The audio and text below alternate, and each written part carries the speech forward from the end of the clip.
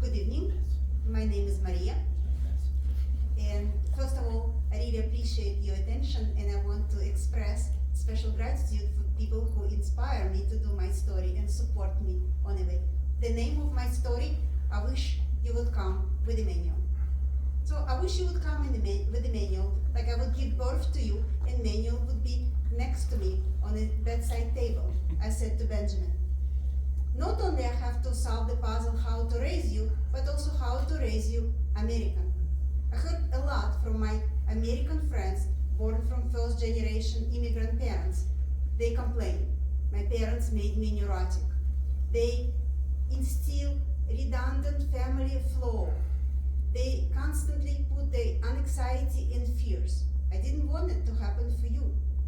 We sit around Hanukkah table, candles were flickering with a mysterious light, and latkes expel their bubbling personality and starchy consistency.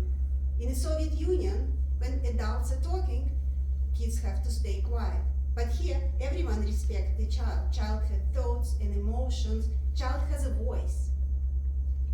Dualism of my upbringing and reality was bearable until you start school. It was not a school for you. It was a school for me. I really want you to have American friends. But I have to navigate the road which I was totally not familiar with. So I asked your teacher. She recommended me to send emails to all moms in your class. I did, but I get no response. Non-working moms, they were very busy scheduling extracurricular activities for the kids. Working moms were busy in general. I realized that if I want you to have American friends, I have to become friends with mom of your classmates. So I approached Amy upon picking you up from school. She didn't reply to my email either. She said to me, my week schedule looked like color-coordinated jigsaw puzzles. After school, I have to sprint to soccer practice with you, with Max, and piano lessons, and then dash to robotic club. On a weekend, our family schedule looked like color-coded mosaic of extracurricular activities. I'm obligated to raise well-rounded child for my husband. And play dates, it's not a casual affair. Play dates is the time for teaching my child socialization skills, networking from early age, and building the community. I remember my childhood. I jumped from the roofs or played with the treasures I found in garbage. But I asked Amy in American way, can Max and Benjamin play in 3 weeks on Wednesday from 4:15 to 5 Lego in my house, and from 5 to 5:15 eat freshly baked cookies? So Amy replied, I'm going to respond to you by email, and I'm going to enclose the list of items I find unhealthy for Max. I admire Amy helicopter parenting skills and her devotion to hover over every aspect of Max's life. This child life was so structured he didn't have time to breathe. During the parents-teacher conference, Amy was armed with a notebook, ready to dissect every academic activity of Max. That was a land of gold stars and good jobs, celebrating every, even small success of Max's life, fostering the sense of success and self-worth. That was totally uncharted land for me. I remember parents-teacher conference in the Soviet Union. It was a communal event. All parents get together and teachers start complaining. She didn't do the homework, he didn't listen to the school, this child spit the chewed paper in the classroom. Parents were boiled in a rage and shame. They would come home and punish the child with a belt.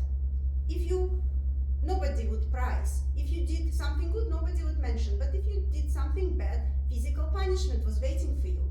My mom used to say, I want to criticize you, but nobody else will. Amy said to me, physical punishment is a fast way for your child to foster care. You have to hold your horses and your Soviet ideas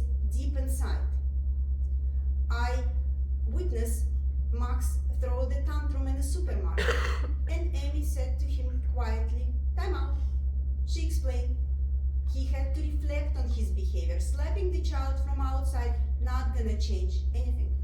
I tried to do time out for Benjamin, he didn't even pay attention.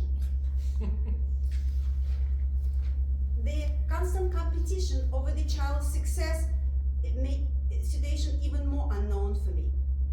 Amy used to visit a psychologist with Max twice a week. In the Soviet Union, you have to keep your fears and your problems behind the closed door. Bringing your trouble outside meant only bad consequences. Max was really cheerful and playful child. He had a hard time sitting still. Psychologists recommend the medication to help him focus. That medication had a side effect.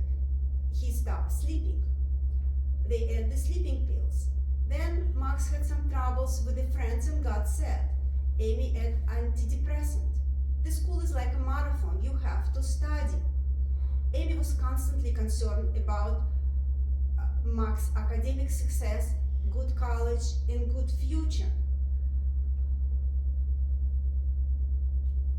She said to me, in the Soviet Union, the Communist Party think about your future for you, but here is in the law of capitalism, you have to get in the right carriage. If you're gonna miss your train, your child will curse you for the rest of his life. I remember the time when I used to be sad and my envy baked the cabbage pie to lift my mood with my grandma. It would be a multi-day job. First we wait for the dough to rise, then we put it in the oven and freshly baked aroma spread into the apartment. We decorated with the crumbs. But here, the happiness in a can of Coca-Cola. You need bliss instantaneously. Benjamin listened to that and he said, I understand you have to learn a lot to raise me, but here's the manual for you. I just want to be myself and I don't want you to stress out so much about the process.